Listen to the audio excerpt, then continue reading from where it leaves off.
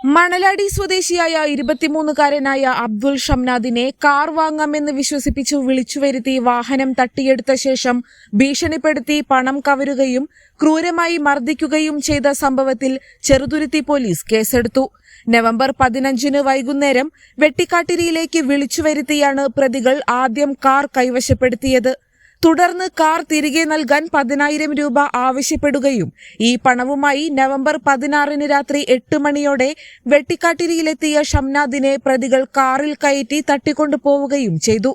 രാത്രി 8:20 ചെറുതുരുത്തി കലാമണ്ഡലത്തിന് പിന്നിലെ റോഡിൽ വെച്ച് ഒന്നാം പ്രതി കത്തികാട്ടി ഭീഷണിപ്പെടുത്തി ഷംനാദിന്റെ കൈവശമുണ്ടായിരുന്ന 10,000 രൂപ കവർന്നു.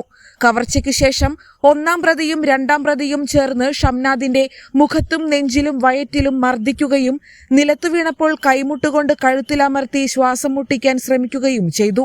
മരണം വരെ സംഭവിക്കാമായിരുന്ന ഈ ഗുരുതരമായ ആക്രമണത്തിൽ പ്രതികൾക്കായി ചെറുതുരുത്തി പോലീസ് ഊർജിതമായ അന്വേഷണം ആരംഭിച്ചു.